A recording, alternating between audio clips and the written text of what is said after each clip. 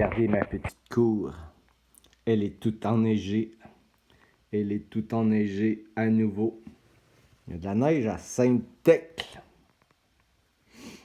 On va aller pelleter. C'est beau, hein?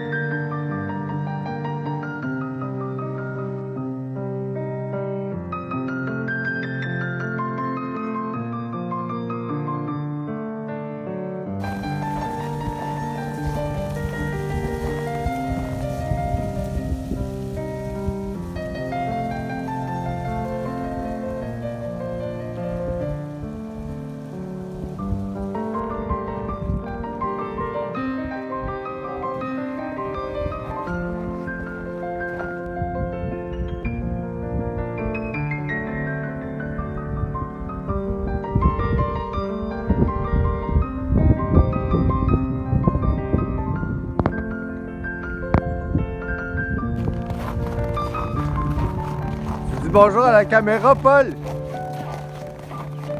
On va mettre ça sur Internet. On est bien, hein? Il y a l'autre qui déneige le toit.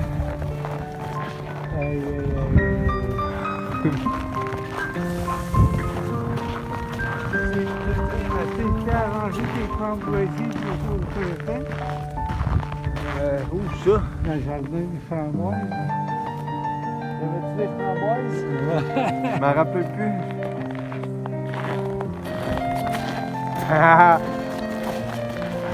Rico, man!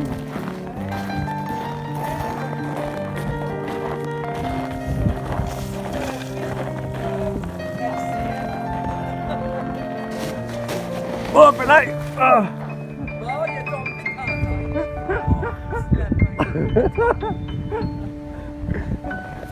Ah ouais, notre pauvre là.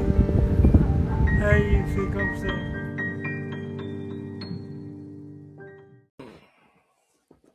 Bonjour tout le monde.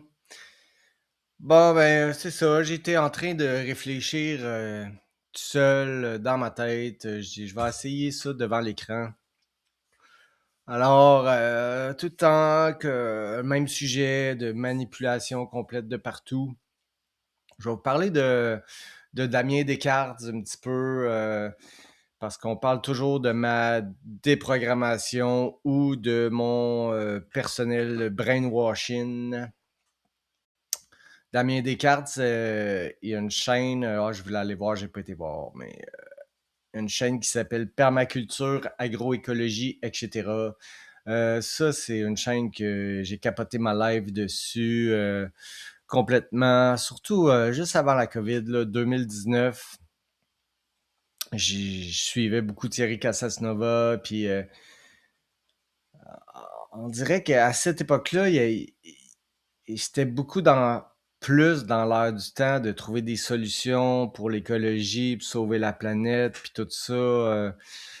Euh, C'était fort, tu sais. C'était vraiment fort. C'est bizarre parce que plus tard, là, il me casse l'oreille avec l'écologie encore, mais c'était plus fort à l'époque que, en tout cas, dans mon cerveau à moi. Puis la chaîne de Damien Descartes a gagné en popularité super vite. Je sais pas comment il s'est rendu, là. Ça doit être pas loin d'1 million. Je dis ça un petit peu à la va-vite, mais beaucoup de gens ont embarqué dans ce mouvement-là. Puis c'était comme, oh my God, c'est ça la solution pour sauver la planète, pour sauver l'être humain. Puis voilà, j'étais à fond là-dedans, puis c'est le fun parce que, tu sais, c'était cool parce qu'il y avait de la pratique là-dedans, c'était du concret, puis...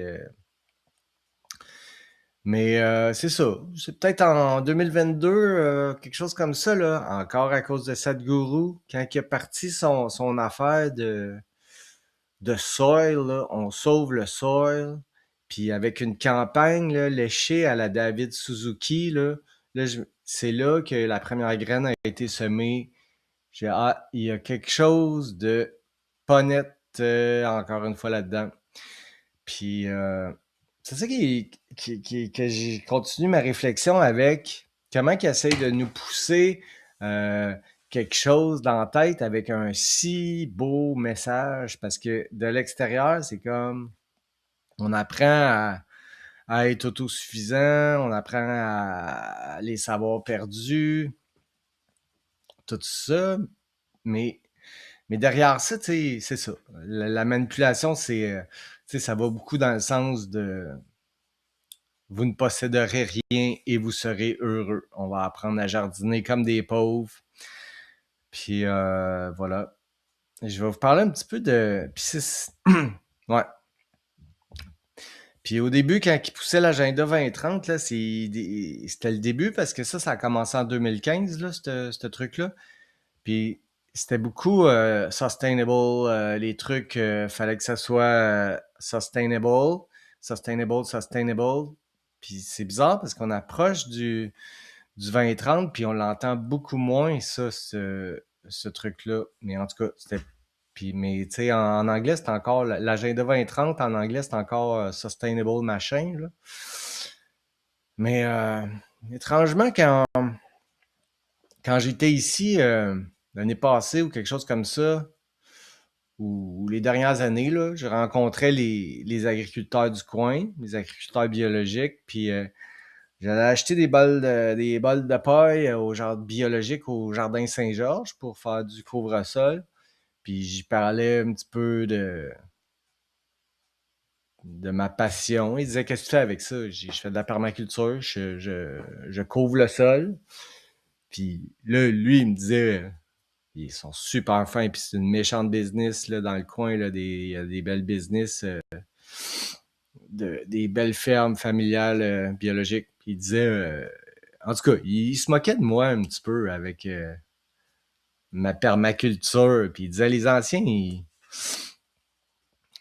faisaient pas ça comme ça, puis tout ça. Puis après ça, c'est ça, je travaillais dans une épicerie biologique aussi, puis je recevais, je connaissais tous les producteurs du coin. Puis il y a un autre petit business là, à Saint-Adelphe ici qui, pas qui se moquait de moi, mais qui disait à nous autres, on fait pas ça comme ça. Puis il dit, ça serait pas assez productif là, pour une ferme comme nous autres de faire ça en permaculture. Nous autres, on a une famille à nourrir, là, puis on a une business à faire marcher. Puis plus tard, dernièrement, là, j'ai pensé aussi, ben c'est ça, les anciens, ils faisaient pas de permaculture, puis peut-être, je sais pas, j'ai entendu des histoires que les Indiens, ils réorganisaient un petit peu la forêt pour avoir de quoi manger. Mais ça ressemble plus à de la survie que de la belle autonomie alimentaire. Puis après, si je pensais à ma grand-mère, ça, c'est quelque chose qui est une réflexion qui est venue plus toute seule de ma grand-mère, elle avait vraiment un beau jardin, puis ça produisait là, les petites fèves puis les framboises, puis je sais pas quoi d'autre. J'étais pas mal jeune, mais à mon souvenir, c'était quand même bien organisé son affaire, puis ça produisait. Puis il n'y avait pas d'affaire de couvre-sol, là. Tu sais, tu sais. Puis là, après, on dépense de l'argent. Moi, j'avais acheté une formation, tout ça, puis j'ai passé du temps, mais tu sais, c'est plate quand. Ben, c'est ça, à la place d'aller voir ta grand-mère, ton grand-père, qui de toute façon, il faisait plus de jardin, puis tout ça, c'est perdu, mais on aurait pu juste, ben, logiquement, juste apprendre de bouche à oreille par ta famille comment cultiver les choses, puis c'est ça, c'est perdu. Puis je me suis, voilà, fait que un petit côté brainwashing que j'ai trouvé par rapport à Damien Descartes. Puis, tu sais, je l'ai vu là aussi traîner avec Fouché, puis tu sais, Thierry était dans la permaculture, Fouché, puis ce petit clic-là, tu vois, est-ce que c'est beaucoup comme ça que je me suis réveillé là en faisant plein de liens. Puis j'ai eu comme une petite idée que je voulais partager aussi par rapport à Thierry, parce que tu sais, j'essaie de trouver comment ils peuvent, c'est quoi le message qu'ils veulent pousser derrière leur truc vertueux de écologie, puis de santé, puis de on sauve la planète. Ben, Thierry, en 2019, ben, tu sais, quand je le suivais beaucoup là, dans ces années-là, là, 2017-2018, puis avant la COVID, il avait fait une série de 4 vidéos avec son vidéaste, là, avec qui il avait fait le film. Là. Je pense que cette union-là aussi était, quand il a commencé à faire des vidéos plus léchées, tout ça, c'était pour, ben, c'est ça, manipuler plus, gagner plus en popularité. Il avait fait une série de 4 vidéos sur la vaccination avec plein d'études, puis c'était des vidéos super étoffées d'études, puis moi qui aimais tant Thierry, cette série-là de 4 vidéos, je l'avais pas aimée. Je la trouvais, je sais pas, je trouvais ça lourd, puis je l'avais écouté la moitié de la première vidéo. Je me rappelle de ça, puis c'était un comportement étrange là, pour moi, là, qui dévorait tant les vidéos à Thierry. Fait que je pense que c'était important qu'il y ait, c'est ça, en opposition contrôlée. Il savait que lors de la COVID, puis tout ça, puis de la grosse vaccination de masse, il allait avoir besoin potentiellement de gens contre la vaccination en opposition contrôlée. Puis Thierry, ils l'ont pas vraiment. Bon, ils l'ont-tu utilisé? Je sais pas. Peut-être qu'ils auraient pu l'utiliser plus, mais c'était le gars. C'était l'homme de la situation. Il était préparé. Il avait tout monté ses dossiers, puis tout ça. Puis je pense que, moi, je l'avais trouvé plate, la série, mais peut-être, c'est ça, il gonfle les chiffres pour dire, ah, vous l'avez vraiment aimé, cette série-là, ou, en tout cas, là, je spécule, là, des fois, moi, je dis n'importe quoi, là, je réfléchis à voix haute, c'est ça, mes vidéos. Fait que, c'est ça. Il y avait quelqu'un, un anti-vax, qui était prêt à passer au travers la crise avec eux, puis comme opposition contrôlée. Puis juste un petit mot aussi que je réfléchissais tantôt, que peut-être qu'à un moment donné, j'ai pas tant envie de faire de la recherche poussée parce que peut-être qu'à un moment donné, j'en ferai. Là, je suis vraiment en train de découvrir comment je me comporte devant une caméra, comment faire du montage, puis la recherche, puis tout ça. Là, mais ce que j'ai observé en regardant des vidéos de Thierry, puis de Fouché, puis de Crèvecoeur, c'est que souvent, ils